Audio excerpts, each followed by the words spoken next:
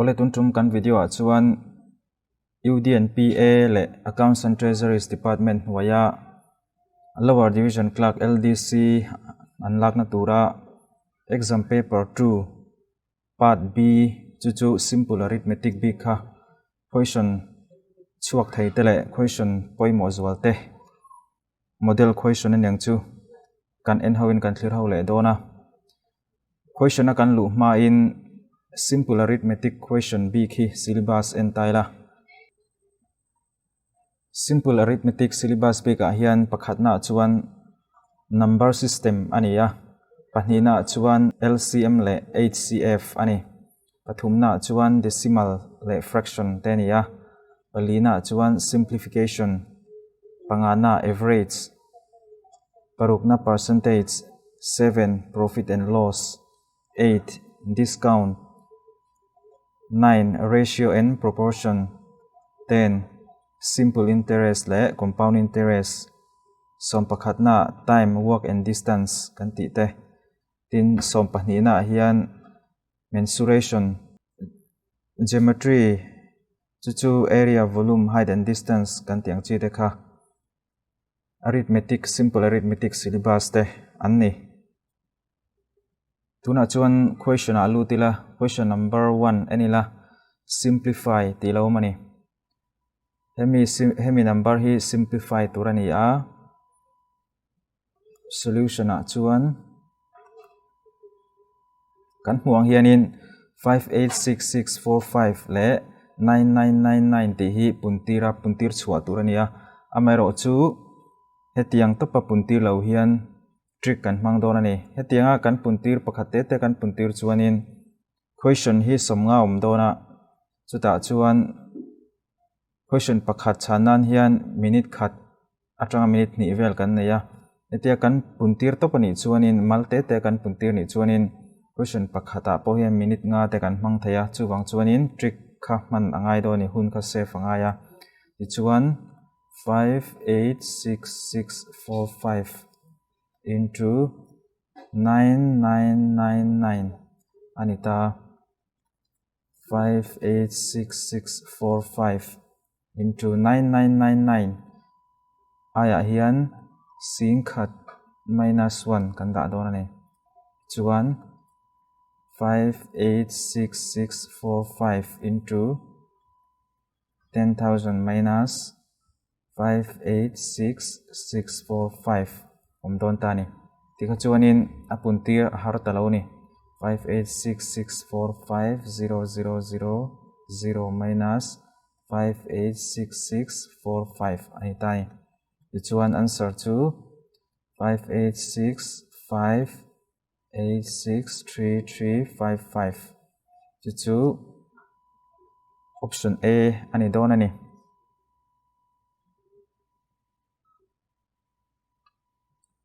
question number 2 en leila which of the following is a prime number kan ti chuanin number 1 le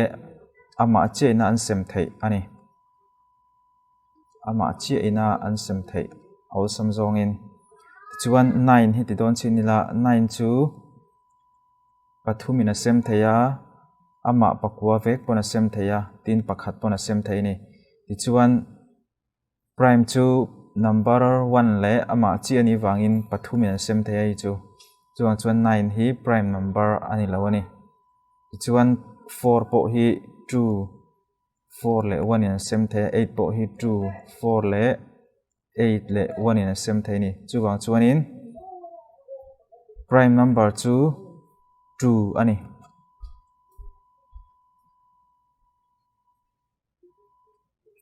question number 3 how many terms are there in 2 4 8 16 ... 1024 tini eta hian term how many terms omzat kha eta hianin kan endon ni 2 atanga 1024 a hian term exang omti kan endona eta hian gp kan hrianga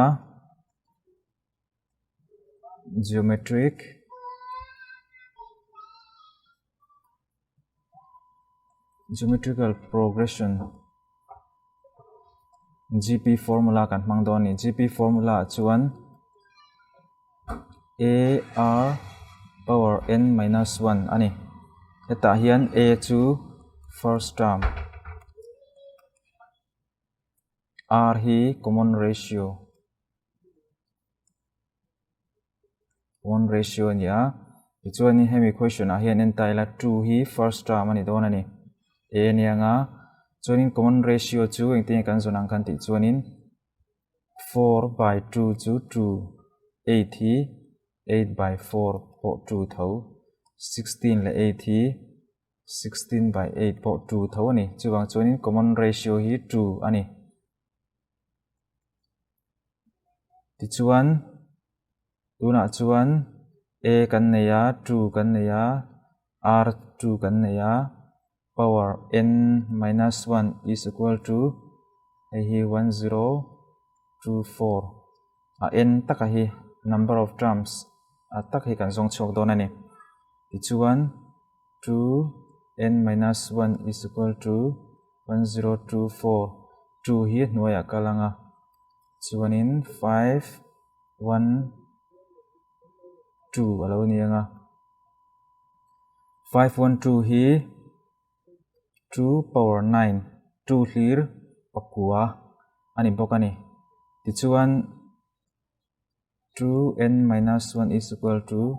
2 power 9 ani tani base 2 hin anawangin an power hi kan equation angin kan la thei ta a n minus 1 is equal to 9 n is equal to 9 plus hetlama kalchon plus alo nianga 1 10 n chu 10 number of terms chu 10 ani d number 4 which is the smallest prime number tini prime number hi 0 chu prime number ni theilawa 3 pawh hi prime number ani mai ro chu 2 hi prime number te berani 3 a hian 2 hi te a chun chu 2 pawh hi prime number ania 3 pawh nia 7 pawh nia mai ro chu te ber chu 2 ani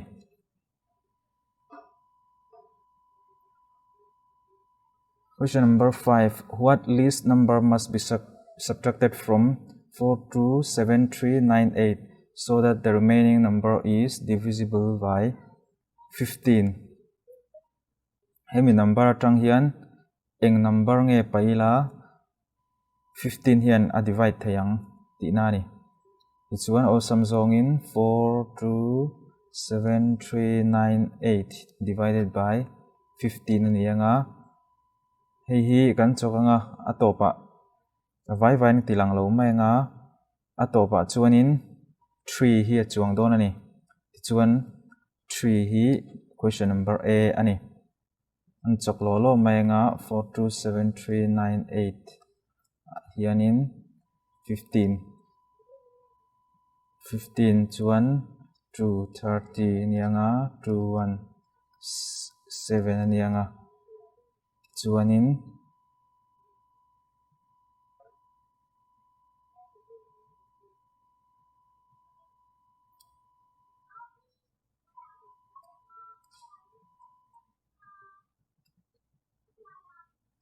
3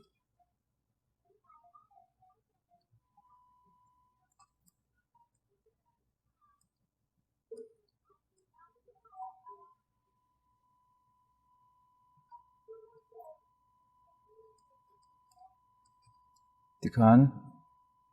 3 a chuang ta ni 3 a chuang hi hemi hi ani don ta ni ti chuan omzia chu 3 hi chuang lo ta se omzia chu 427398 atang hian minus 3 hi pai tai la 427395 alo chuak anga hei hi som panga in sem thei don ti na ni 3 hi om lo ta se chu eta 3 yom lo ta se chu 15 hian a divide thei don ti na ni answer chu A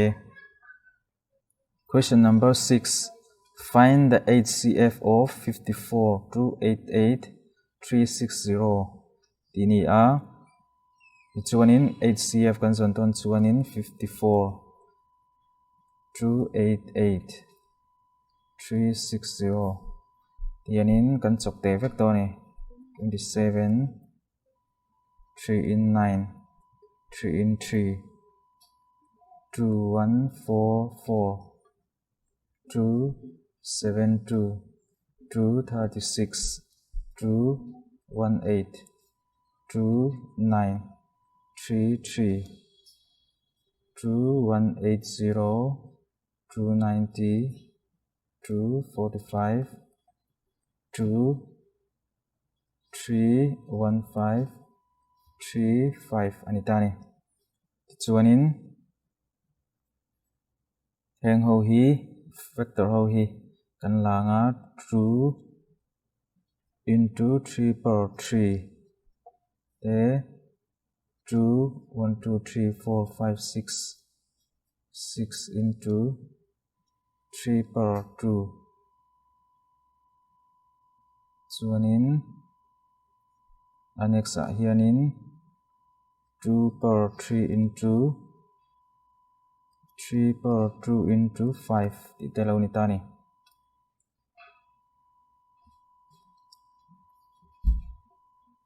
ti chuan HCF kan zon ton chuanin hetlai power a te ber hi lak tu ani 2 power ho a hian 2 helai 2 power 1 hi te bera 2 kan la anga into 3 a hianin 3 power 2 hi te bera ti chuan 5 hi a common pui om lo wangin answer a chuanin 2 into 3 power 2 2 into 9 18 ani chuanin HCF chu 18a ani question number 7 what will be the LCM of 8 24 36 54 ti ni a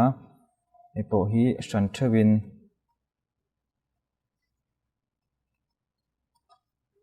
tiani kan semanga 2 4 2 2 2 in 12 2 6 2 3 18 2 9 3 3 2 in 27 3 in 9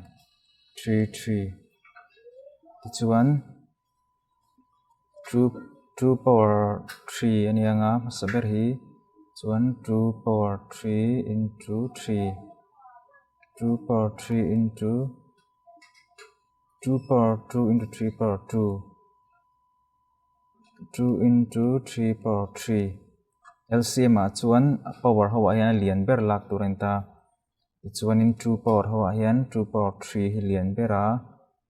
chuan 3 a pawh hian 3 power 3 hi lian bera chuan in 2 into 2 into 2 into 3 into 3 into 3 hei hi kan pun tir chuan in 216 chhuak ani chu chu C question number 8 the ratio of two numbers is 3 4 and their HCF is 4 their LCM is tinitani chuan in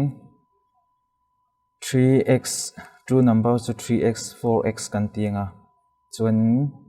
HCF ani chuan in puntir zel khanitani number a khanin nakina ron langa 24 is to 4 is to 4 anitani 12 16 itani chuan in 12 hi 2 6 2 3 16 hi 2 8 2 4 2 2 nita chuan in kan compare anga 2 power 2 3 hei hi 2 power 3 2 power 4 anitani LCM ani chuan in lian khalak tu nita a 2 power 2 hoa hianin 2 power 4 hi lian bera into 3 2 power 4 into 3 chu 48 answer to A question number 9 what will be the vulgar fraction of 0.75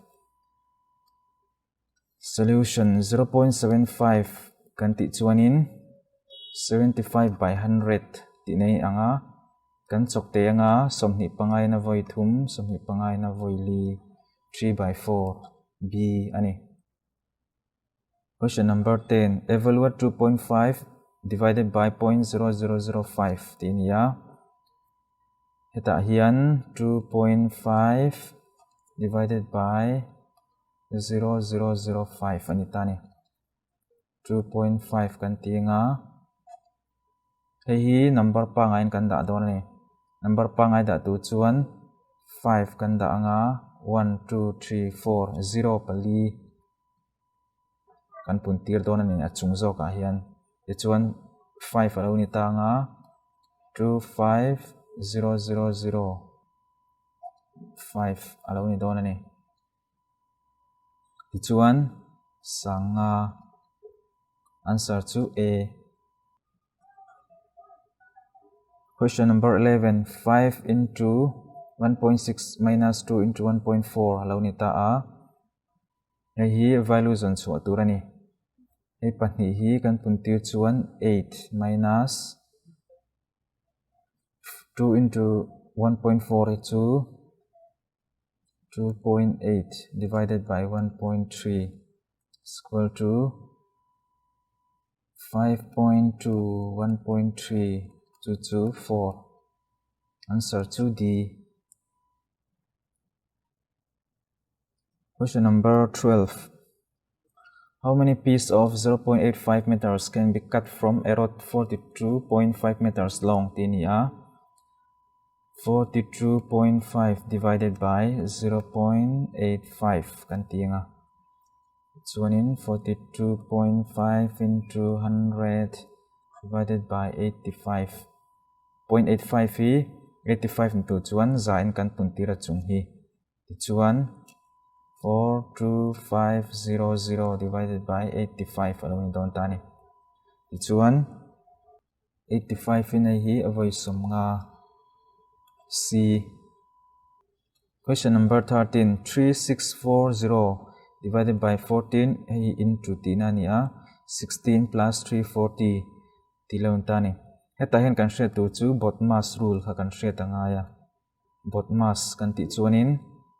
BODMAS B chuan bracket tina ni a hi order x square kan tiang chi kha D division A multiplication A addition subtraction ani ta ni heng ho hi kan ti masak tura ni assign ho hi assign da in dot hian kan apply masadon ni heta hian bracket omlawa order kan ti x square ang chi kha omlo boka anexa chon division multiplication a hian division hi ti masak tura ni chuan 3640 divided by 14 into 16 plus 340 division hi kan ti masaberang chumi ni chuanin 3640 divided by 14 alo ni ta ni mi kan ti masanga 260 alo chuaka into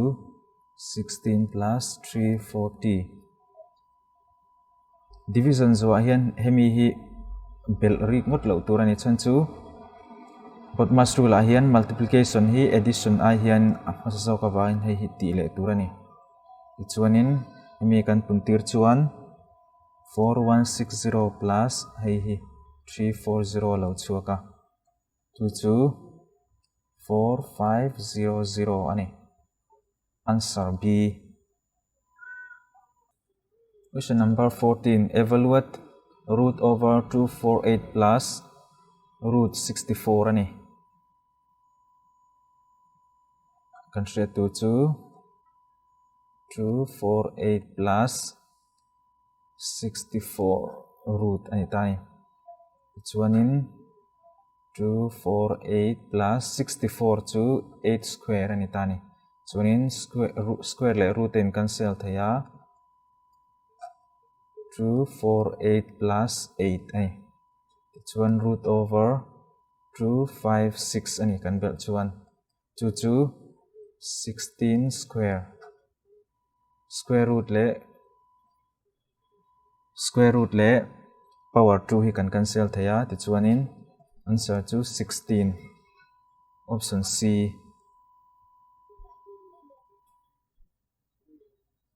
Question number 15. Find the value of x 2707 divided by root x is equal to 7.07 ani.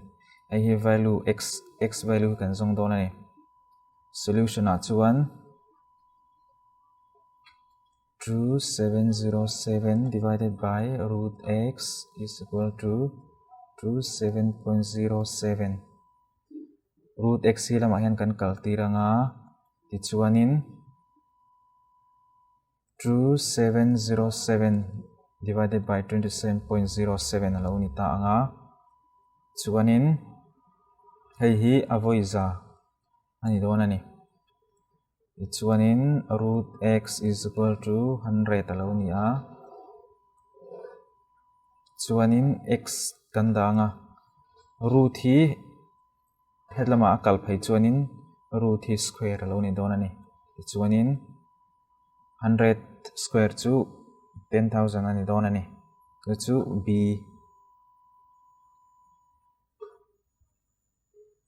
16.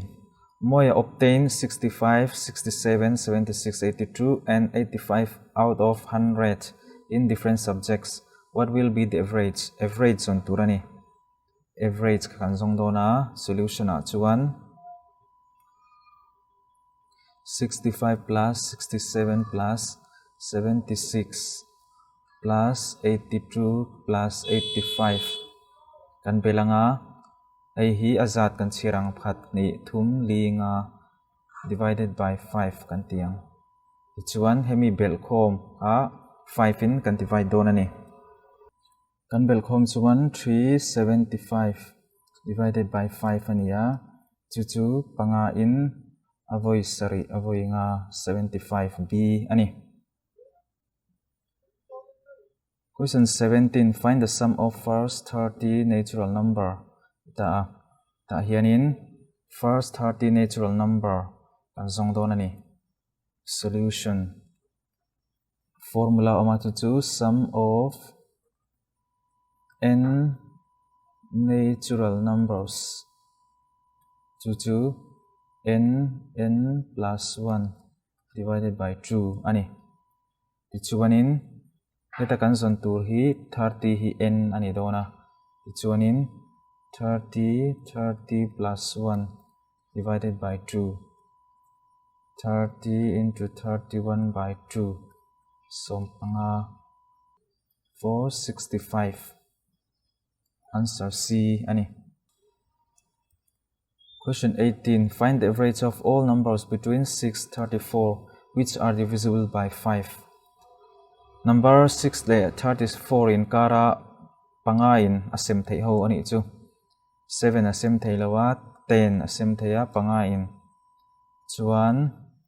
som panga sem thei nga som ni sem thei nga som ni panga som thum nga chu 34 thleng ani wan thei lo ta. Chuan 1 2 3 4 5 divided by 5 achan chu average kan zon dona wangin kan semanga 100 chi ani divide by 5 ani nga 20. Answer to B. 19. The average score of a cricketer for 10 matches 38.9 runs. If the average for the first 6 matches 46, then the average for the last 4 matches di intani. Chuanin 10 match a hian 38.9 score. Chuanin 6 match a hian 42 average in score boka. Hemi hi kan puntira nga chuan kan paile nga chumi chhuak chu 10 minus 6 to 4 ani nga last 4 match ani chi adon ani. Zathum samret pakua minus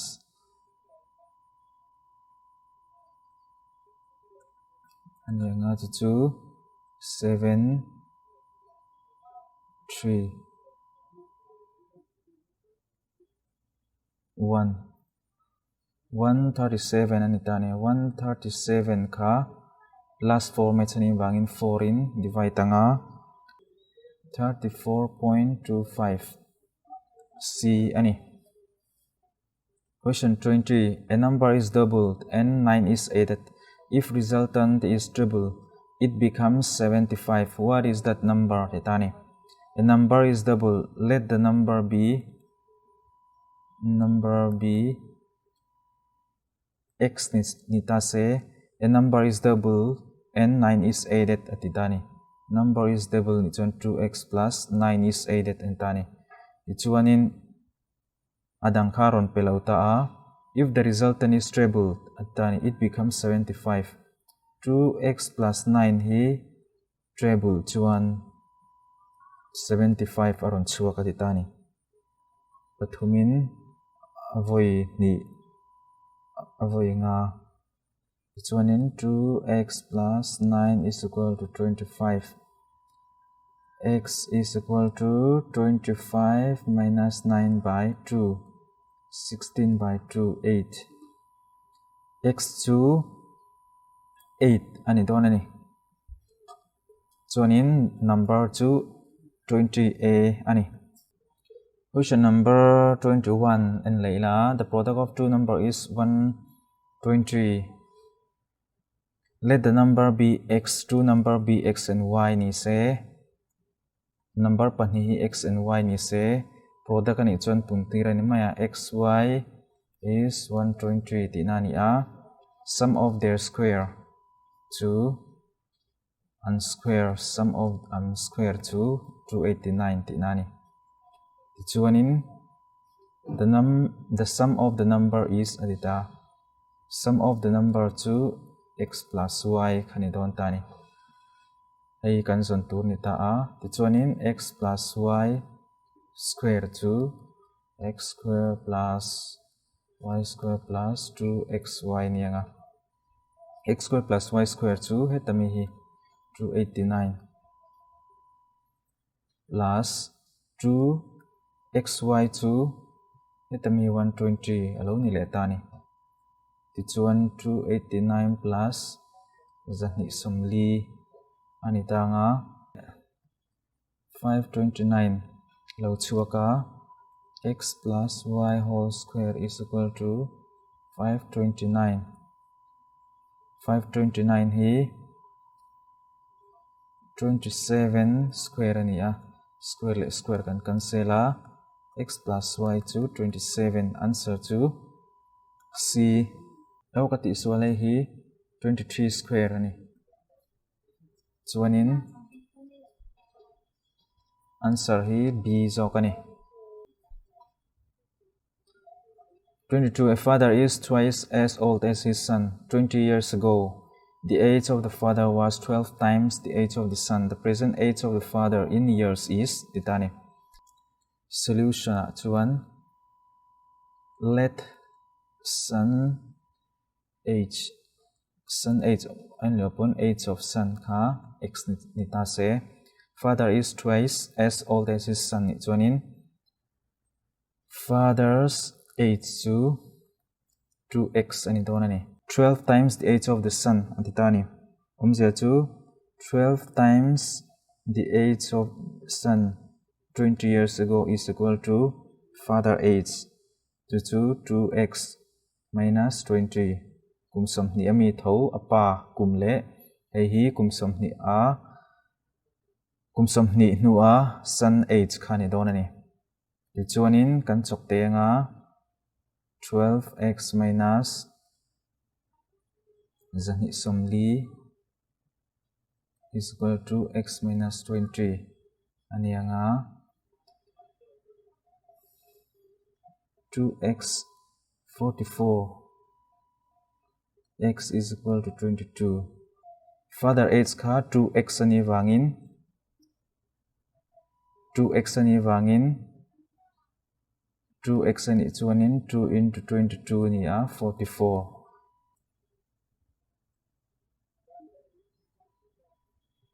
44 ani nga tichuanin father age ka 2x ani wangin x hi 22 ani a 2x to 44. Father age hi kan zondon wangin C 44 ani. Find the value of 10 power 150 divided by 10 power 146 ani a. 10 power 150 divided by 10 power 146. Tichuanin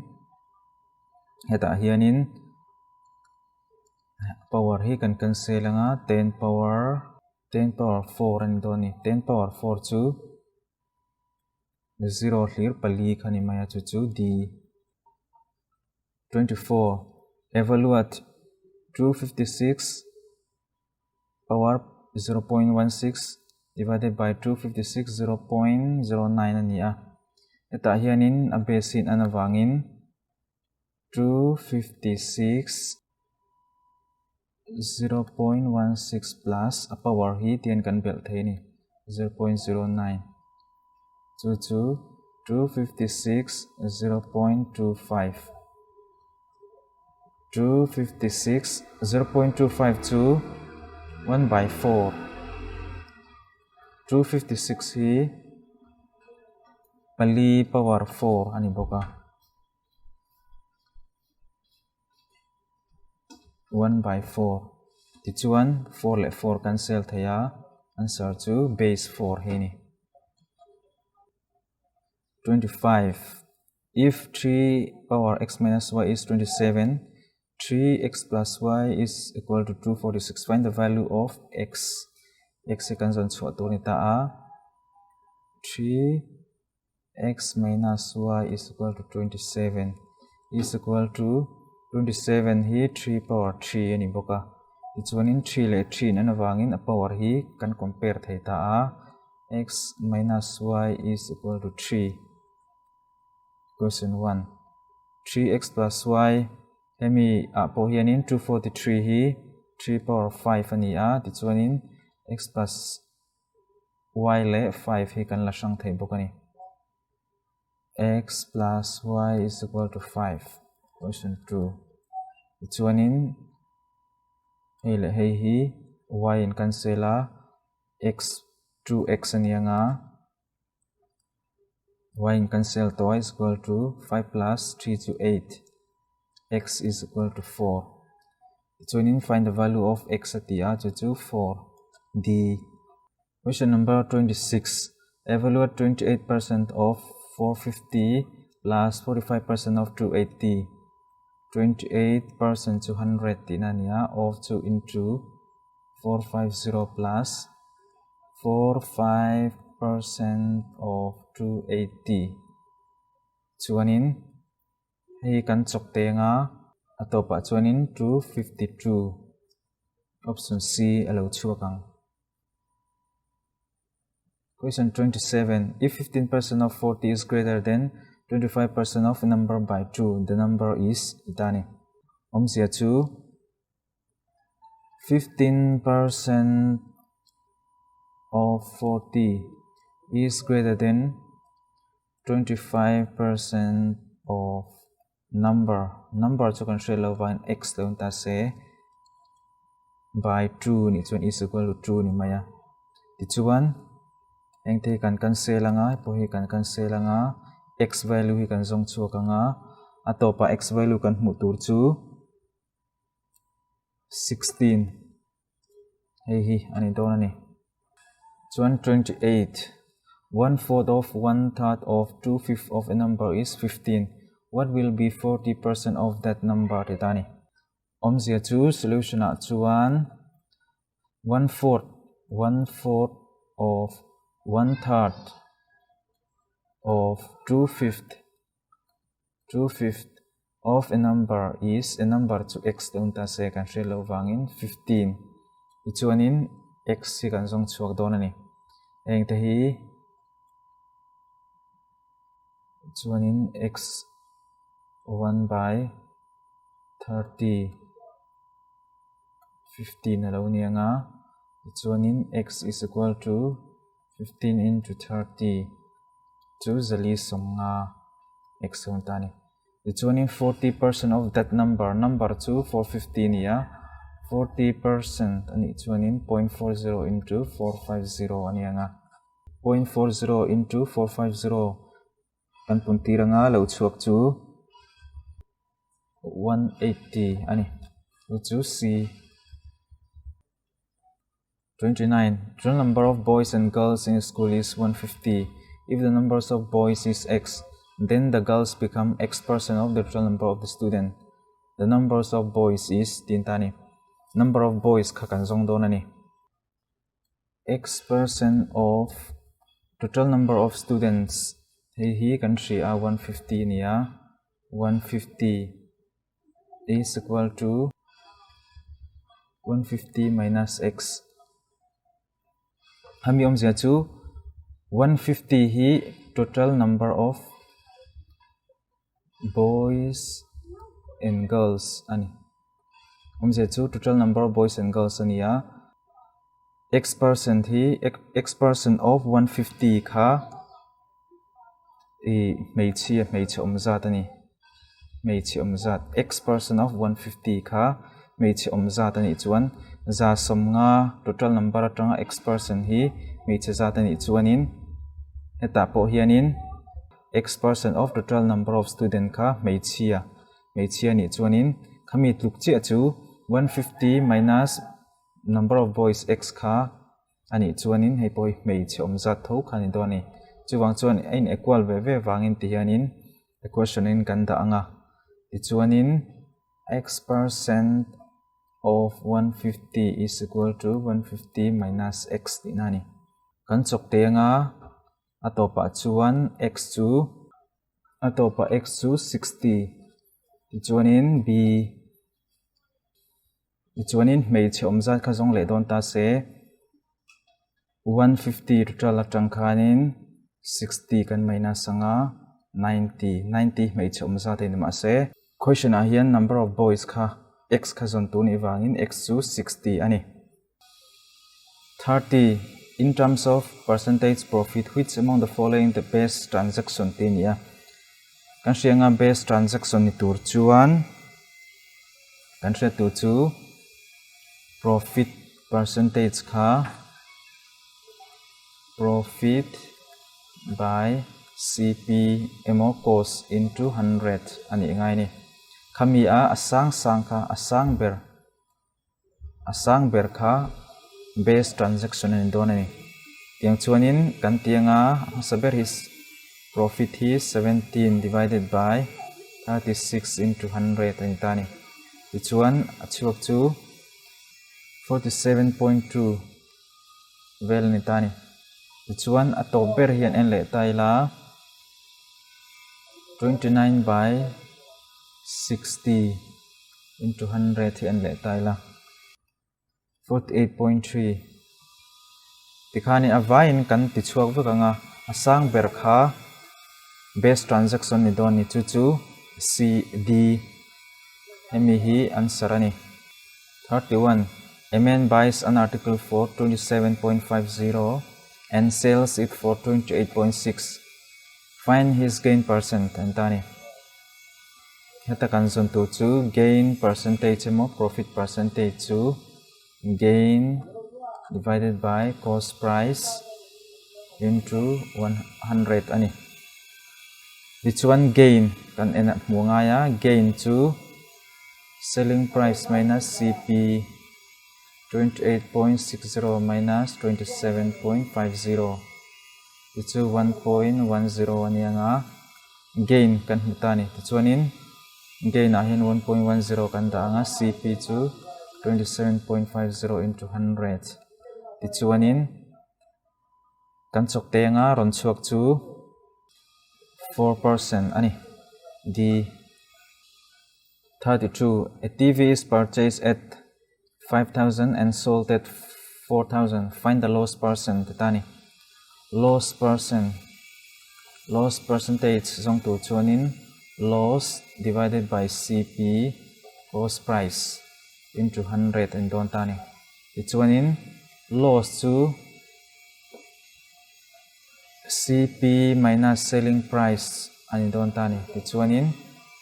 sanga minus sangli sangkhat loss ani don tani sangkhat divided by CP sanga aleina man kha into 100 chuanin kan chok te nga achuak chu 20% ani b 33 if the cost price is 25% of selling price then what is the profit percentage ni tani eta yan selling price hi pelawa cost price po apechuang lawa cost price chu 25% of selling price atani chuan in percentage ani wangin let selling price is 100 ti taila let selling price be 100 ti taila chuan in cost price to 25 alo ni mai don ani ti chuan profit to ashal na atanga alei na man in thlau na khani maya 100 minus 25 to 75 profit to 75 rupees alun tanga ti chuan profit percentage to kan hrianga profit by CP into 100 profit to 75 CP to 25 into 100 chuan kan chok te nga chhuak chu 300 an don ani 34 if the cost price of 12 item is equal to selling price of 16 item the loss percent is tinitani eta kan hriat tu chu cost price CP of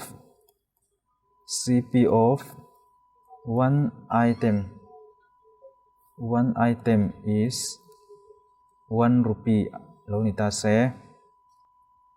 CP of 16 item i cheng som pol kan ni tho do ni chan chu 12 item price cost price kha 16 item selling price nen an awangin cost price of 16 item kha selling price 16 nen khain ang tho tinani ti chuan selling price of 16 item kha cheng som pahni ani ve thung don ani ti chuan loss to 4 cheng li ani don ta ni 4 rupees ani don ta loss percentage to loss by CP into 100 loss to 4 by CP to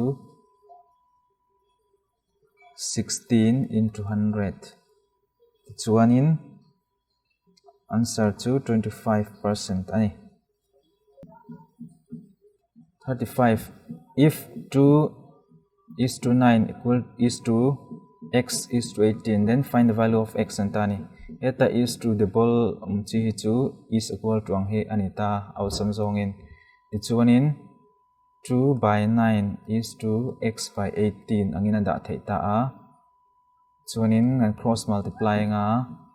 9x is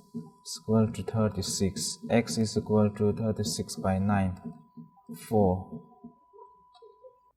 36 if x is to y is equal to y is to 3 then find the value of 7x plus 3y is to 2x plus y itani solution a chuan in let x is equal to k let x is equal to 1k and y is equal to 3k ti chuan hemi value a hian kan substitute anga 7k plus 3 into 3k divided by 2k plus 3k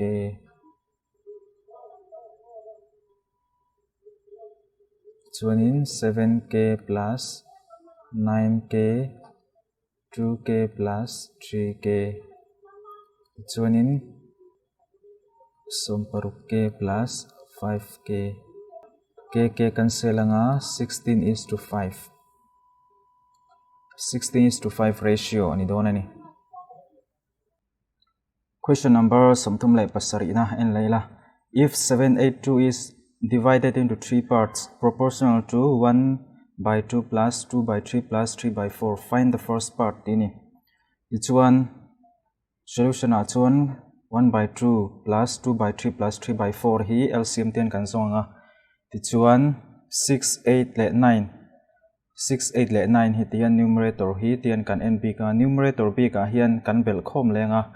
a total chu 23 ani tichuan 23 first part ani wangin 6 le total 23 6 by 23 hei hi first part chu nia into 782 hi en kan punti ranga tichuan 204 alo chhuak do ni tichuan in first part chu B204 ani. Question number 38 and later in a college the ratio of the number of boys to girls is 8:5. If there are 200 girls, the total number of students in the college is tini. Chuan heta hian boys and girls kha 8:5 ania. Chuan let the boys be 8x ni se girls be 5x ni ta se. Chuan given a hianin 200 girls aumti kan thata 5x hi girls ani chuan 5x is equal to 200 ani ta ni. Chuan x to 40 ti kan jong chhuak ta a. Chuan total number of students to 5x plus 8x ani. Chuan x kha 40 kha tian kan substitute anga 200 plus 320 chuan 520 alo ni ta ni. Chuan total number of students in a college to 520 b alo ni ta ni.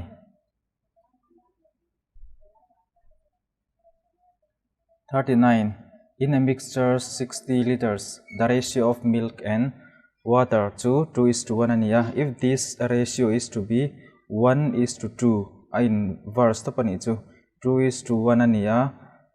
1:2 assume to chuan the quantity of water to be further added is tinitani. Chuan in kan hmuangin milk ratio to 2 ania water to 1 total ratio to 2 plus 1 3 ani don ani.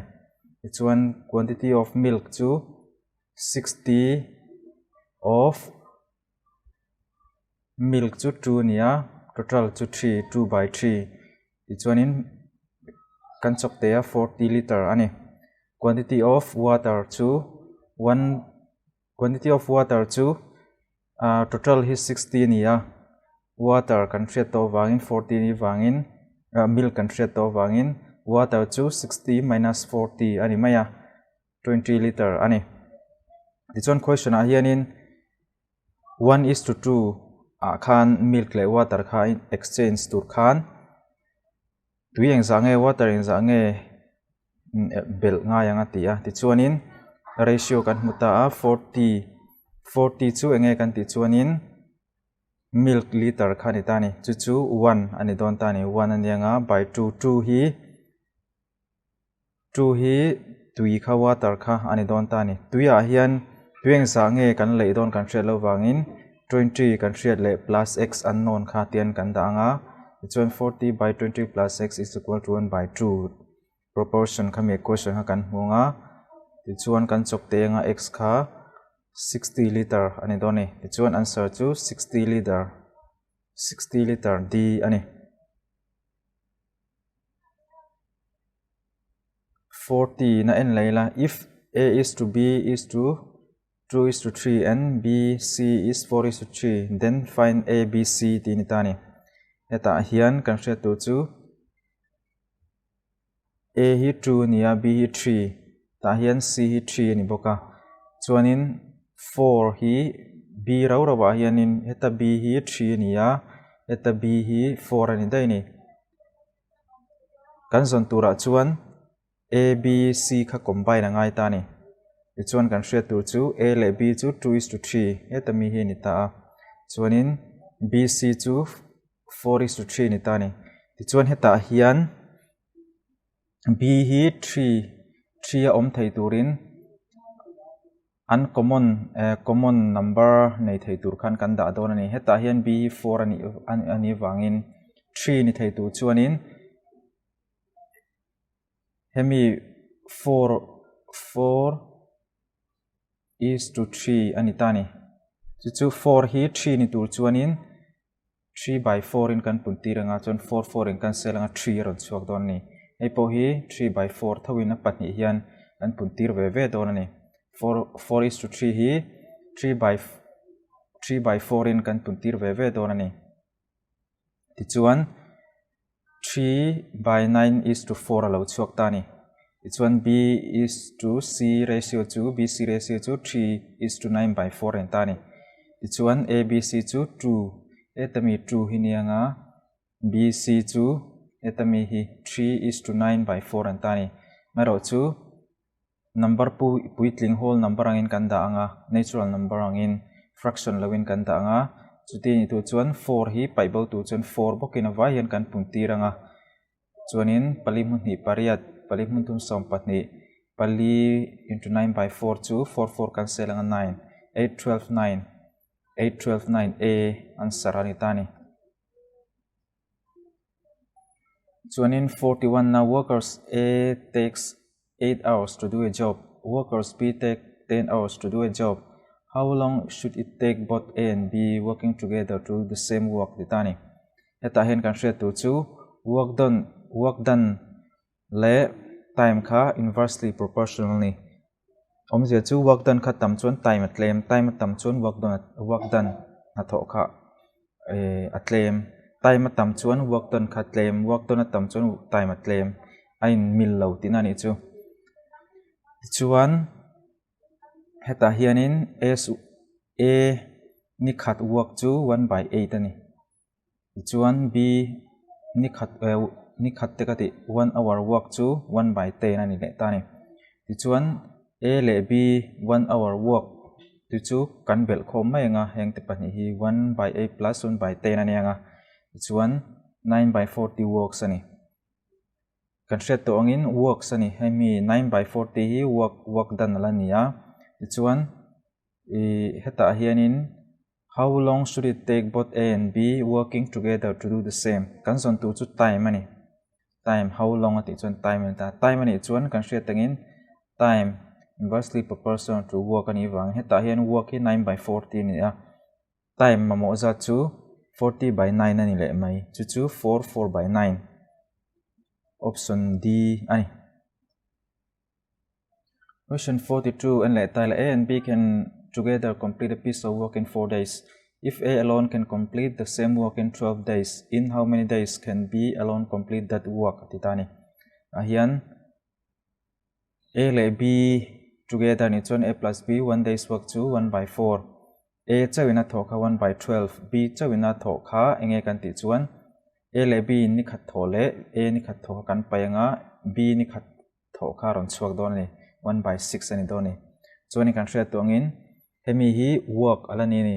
time taken to complete work to 1 by 6 ani chuan a inverse anga 6 by 1 ani anga chu 6 days ani mai. Chuan answer to C. 43. A cyclist covers a distance 750 meter in 2 minutes 30 seconds. What is the speed of kilometer per hour of cyclist itani? Hianin distance le time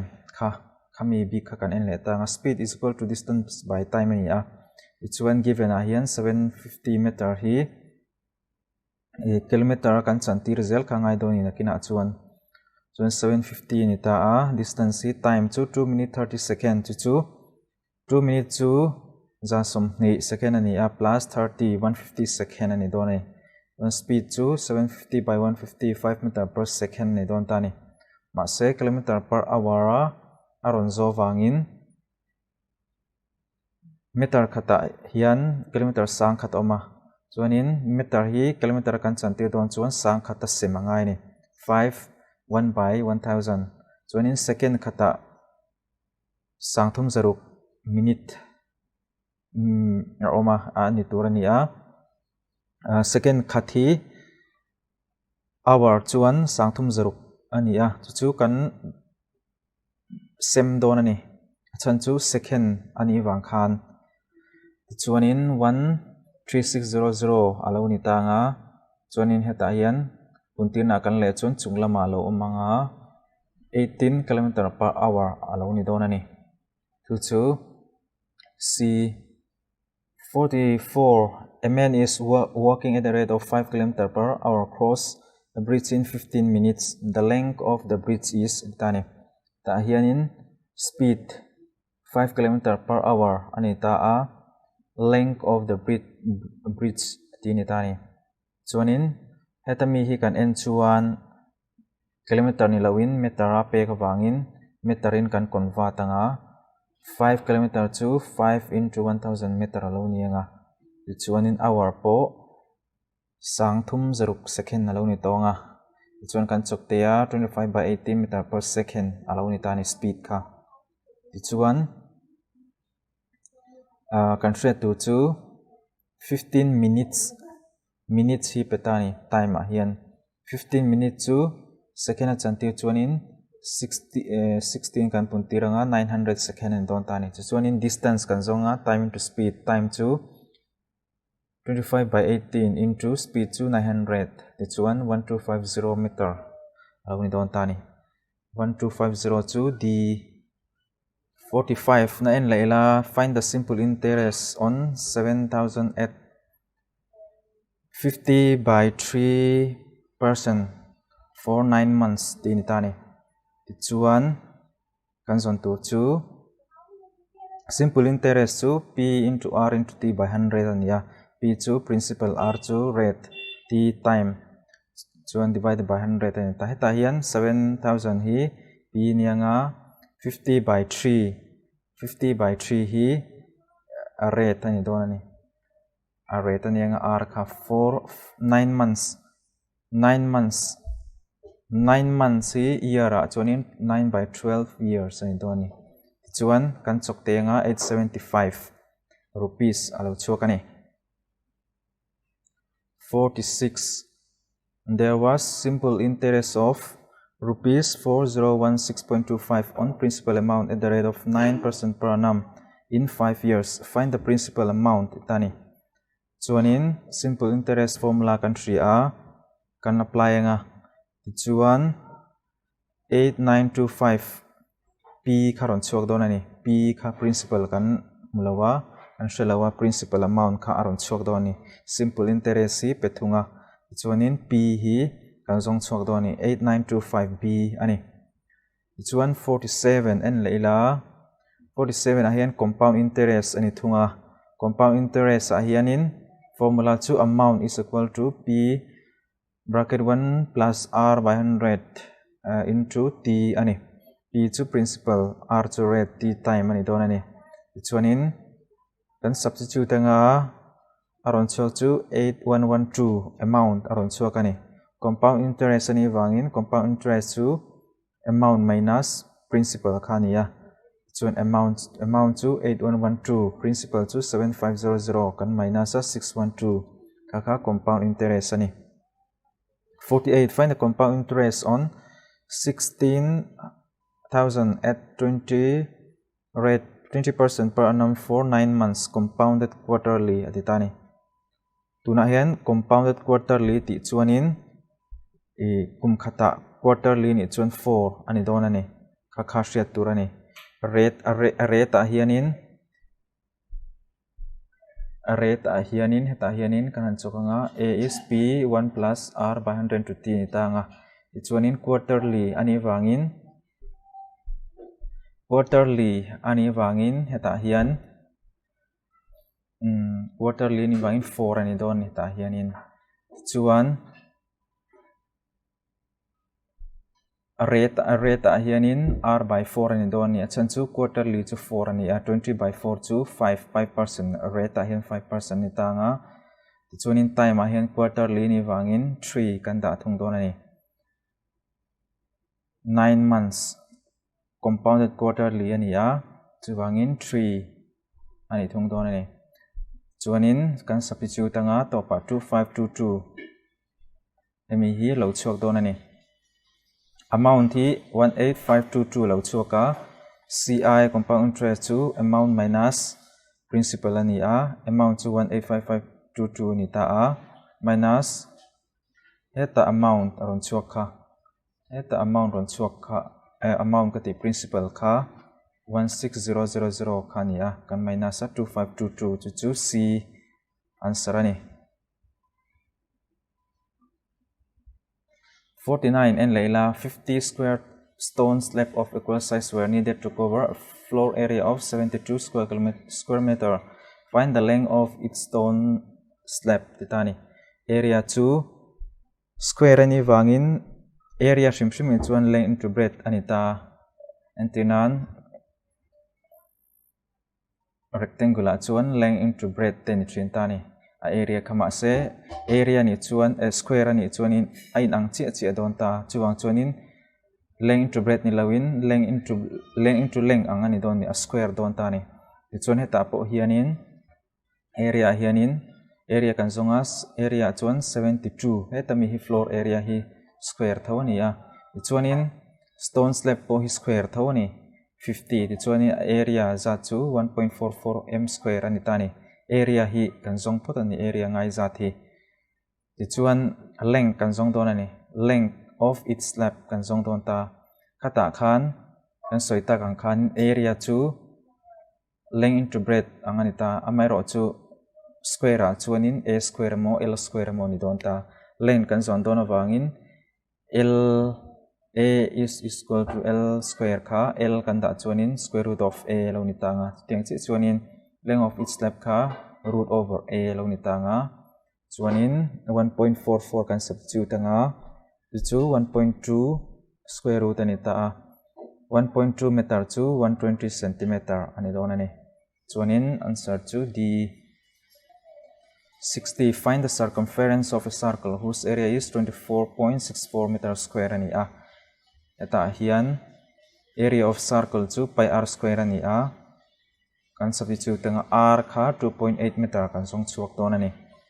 ta chuan r kan hmua circumference of circle chu circumference kan zon tur ani a circumference of circle chu 2 pi r ani thunga chuanin r kan hmu towa 2 pi into 2.8 ani anga 7.60 meter ron chhuak don ani chu c chuan 51 en leila 51 a hian the angle of elevation of the sun when the length of the shadow of a tree is 3 times the height of a tree 3 times the hi poimo 3 times root 3 times height of a tree hemi hi poimo a chuanin tian draw taila triangle draw taila hi sun ni ta se ni khana ron e na chuanin en a kha enge kan ti chuanin a b chu 3 kharon en ta a chuanin a hlim thla a shadow kha ac ni ta ni ta hian a shadow om ta chu ac ni a chuanin length of a shadow of a tree is 3 times the height of a tree hi height of a tree ni ta a chuanin a shadow chu 3 times hi ab 3 times ab ani ngai ni chen chu height of a tree 3 times kha a length ti na ni 3 I khan a le thumin root 3 into ab khan a sei jok ti na ni a size a length kha a shadow kha ti chuan ab kan soi tong han 3 ni a ac chu shadow ani a chuanin a length chu root 3 into ab chuanin heta hianin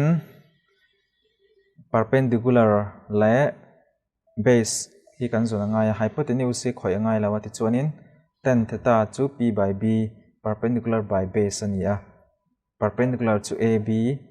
by ac chu base hi ta ni ti chuanin ab kan hmua ac chu root 3 by ab ania kan substitute ta ti chuanin ab cancela tan theta chu 1 by root 3 lo ni ta chuanin 1 by root 3 chu tana chuan 30 degree answer chu a 52 in a throw of coin what is the probability of getting head probability ka kan en le ta nga chuanin coin a chuan head le tail chi om ta ni helama hianin a head oma le lampang han a tail oma ti chuanin voi khat kan vor khan probability thil ni thei thil om thei e khata khan head le tail kha voi khat ve om thei ni voi khat kan vor khan head ani theya tail ani thei boka chuanin total kha head le tail ni theina total kha 2 ni ta ni chuanin voi khat kan vora voi khat kan spina khata khan head ani theina chance kha 1 by 2 ani mai tail poni se 1 by 2 tho chuanin 53 in a throw of dice what is the probability of getting number greater than 5 dice a thung chuanin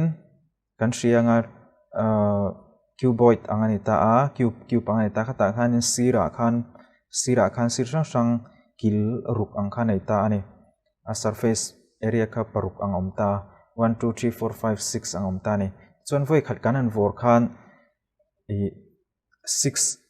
surface a khan chance kha 6 chance kha omta ni 1 2 3 4 5 akil khan ti taila khata han voi khat vor khan 1 ani thaya 2 ate om the 3 ate po ni thaini voi khat vor khan